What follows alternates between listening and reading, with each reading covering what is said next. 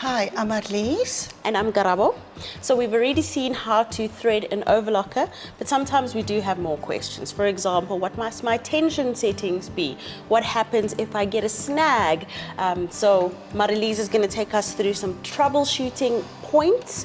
And yeah, let's see. Okay, so when you struggle with your overlocker's tension, always put your tension all on 4, and then from there on we can decide where you're going to plus or you minus. So when you plus or you tighten the tension is how higher the number, and how lower or less tension, how lower the number. We're working with the 9D Overlocker Empisal, so that one has got an N in. So what we're starting with all on N, and then we're going to see what your tension must be. Always remember 2 things, that your second looper is always your top thread, your first looper here is your bottom thread. So when you do your overlocking, it needs to come together at the point. So when the bottom cotton comes over to the top, it means that your tension is not tight, is too tight, so then you need to loosen it a little bit, meaning minus it. And sometimes even if you minus it, it doesn't want to go back, then you need, even if after you plus it, it doesn't want to go back, you can minus this one. And the same occur to this one. If your top loop thread goes over to the top, you need to tighten it to come back. And even if you tighten it by two exactly also, then loosen this one so that it comes to there. Then you've got your two needles. If that makes loops here or at the bottom, that it's not properly sewn, then it means you need to tighten your 2 needles. Okay. It depends if it's your right hand side or your left hand side needle, or which needle you ever use. Remember then to tighten that so that it looks perfect. Okay. Can you show us what it looks like if, for example, one of your needles is pulling your fabric or one of the loopers, for example? So let me do this quickly. And there is a lot of different concepts also to what can also be wrong with your overlocker. So we're going to sew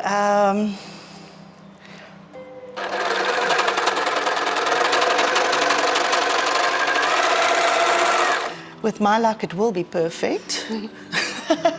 Okay, so by having it perfect, just to show you again, is that you could see there's the top one, there's my 2 needles, and the bottom one at there.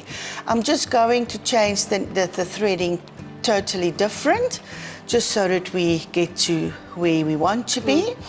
So let's...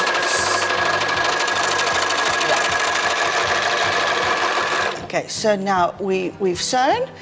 And it looks totally terrible, but in this situation is that your tension is fine. What it is that your looping is on top is actually not to do anything with your tension. It's got to do with your blade. And I did change before we're starting the blade. So when you go here, you can change your blade here. Some machines are sitting here. You can change your blade in or out. So obviously, if you look at this, it's cutting off too much fabric. Okay. So now I need to move my blade more to the right. Okay. Okay. And now if I sew, that will go away. I'm just going to set my tensions as normal so that I can show you that everything will be fine.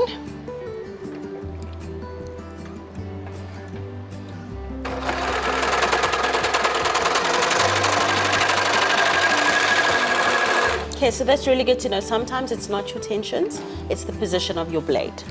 Definitely. Okay. So when you get that, it's not your tension, it's your blade. Okay. Then change your blade in or out. If you see that there is a lot of cotton that's bunching up, it means you've got too much fabric, then move your blade to the left so it's cutting more fabric off, and then you will get the same look as there. Okay. Then you've got also, by doing that, then you also have your stitch length on the side of the 9DS here. So your stitch length will be about between 2.5, 3 millimeters. That you can have that, and that depends also on how far or close apart this will be for you to be sewing. Okay. So when you do use, for instance, tracksuit fabric or making a gown or fleece, make your length longer so that it looks better. Obviously, when you use softer one, you can go closer. And then also what I want to tell you also about the differential foot on an overlocker. So the differential foot on an overlocker, and most overlockers do have that, that is the front teeth, that is the way it's moving the fabric inside of the machine. Yeah.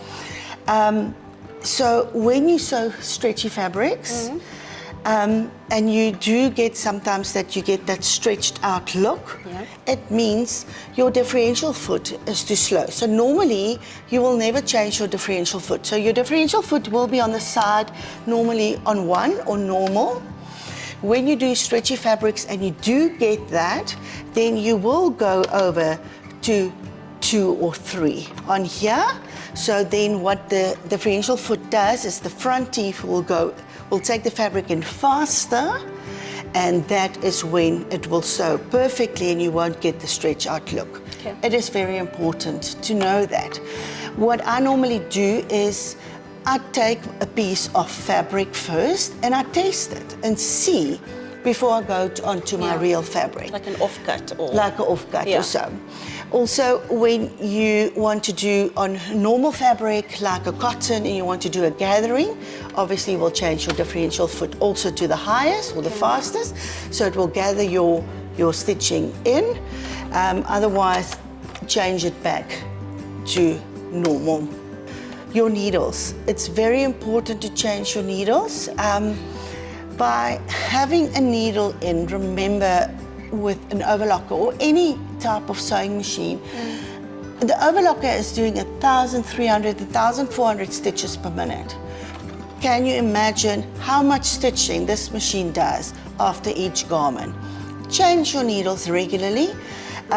If your overlocker is a little bit bent, if your needle is a little bit bent, it will skip stitches. Then take it out. Put a new needle in.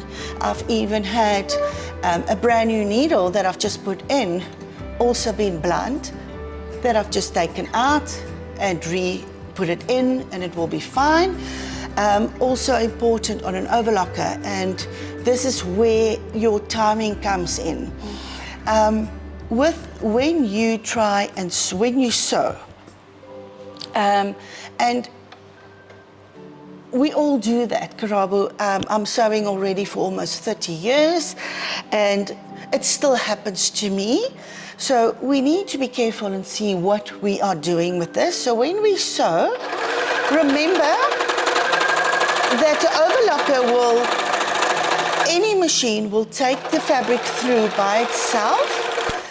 We just guide it, and if we push or we pull a little bit, be careful, because your needle might just bend that 1 millimeter to the front or to the back. And just because of that, when the needles goes in and your looper goes that, it will catch the looper, and sometimes you will hear a cluck sound or your needle will break. That will throw the timing out.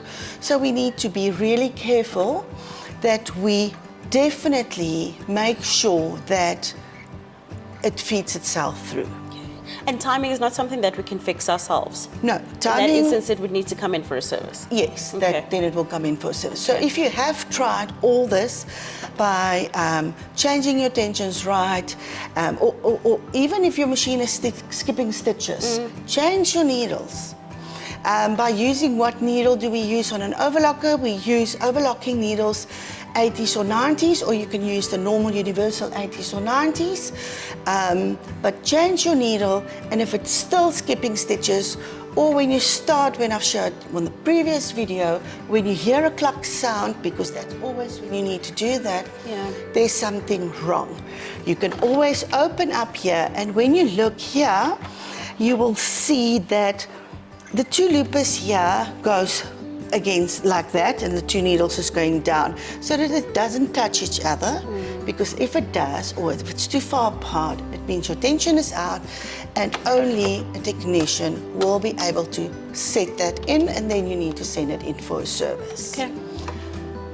Any other questions, Karaba, what you were thinking So of? just in the beginning you said that obviously on the 9D we have the ends, which would stand for normal. Yeah. On an older, maybe, for example, if you have an older model 760C overlocker, that would be a 0, correct? No, all on 4. 4. Always start with your tensions all on 4. Okay. If it doesn't have a normal, and then from 4, actually then if your overlocker is set and it's perfect on 4, I can use any type of fabric without changing my tensions. It will do lycras, it will do satins, it will do cottons, it will do every fleece with the same tension. It's just the length or the differential foot that you're going to do. Okay. So from 4, you plus and you minus. Otherwise, from normal tensions, you can change it from plus to minus. Okay, great. Thanks for having joined us in our sewing room. Remember, if you have any further questions, feel free to contact us on our website, www.empisal.co.za. Or you can get us on Facebook under Empisal and send us a message there, or send us a WhatsApp from there. Thank you very much. Thanks. Bye.